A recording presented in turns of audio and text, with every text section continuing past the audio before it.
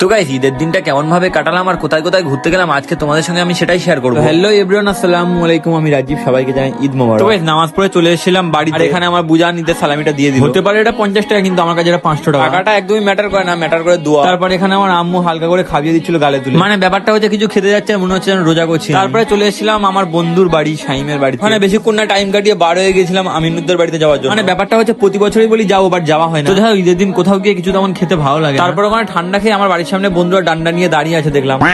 মানে ব্যাপারটা হচ্ছে ওদেরকে আমি আসতে বলে আমি নিজে ওদিকে চলে গিয়েছিলাম।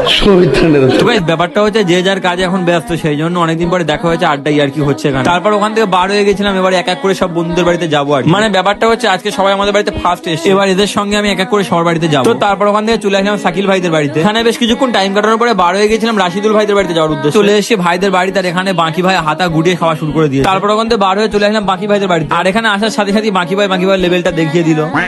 গাইস, ব্যাপারটা হচ্ছে আমার সব বন্ধুদের বাড়ি পুরো 3 থেকে 4 কিলোমিটারের ভিতরে, সেই জন্য যেতে বেশিক্ষণ টাইম লাগে, বাট টাইম লেগেছে বন্ধুদের বাড়িতে গিয়ে। তারপর ওখান থেকে বার হয়ে আমরা চলে যাচ্ছিলাম মোস্তফা ভাইদের বাড়িতে। ওখানে গিয়ে কিছুক্ষণ টাইম কাটানোর পরে বার হয়ে গিয়েছিলাম আমরা, আর ওদিকে শাইনুরাও আসে দাঁড়িয়ে আছে ওরা। তো বাড়িতে কিছুক্ষণ টাইম কাটানোর পরে বার হয়ে গিয়েছিলাম আমরা হারোতে যাওয়ার উদ্দেশ্যে, আর শাইনুরাও ছিল আমার সঙ্গে, ভাবছিলাম একটু আইটিআই কলেজের দিকে যাবো। তো তারপর আইটিআই কলেজের এখানে এসে গাড়ি পার্কিং করার জায়গা পাচ্ছিলাম না, ছোট আগে গাড়িটা রেখে দিয়ে হেঁটে হেঁটে যাচ্ছি। আর ভাই দেখতেই পাচ্ছ কেমনটা ভিড়। এখানে এসে কিছু ভাইদের সঙ্গে দেখা হয়ে গেলে সবার ক্লিপ নিতে পারি। তো গাইস, এটাই ছিল আজকে আমার ঈদের ভিডিও, এছাড়া আর কোথাও ঘুরিনি। তো আজকের ভিডিওটা এতটুকুই, ভালো লাগলে ফলো করে নিও। দেখা হচ্ছে নেক্সট কোনো ভিডিওতে। টাটা।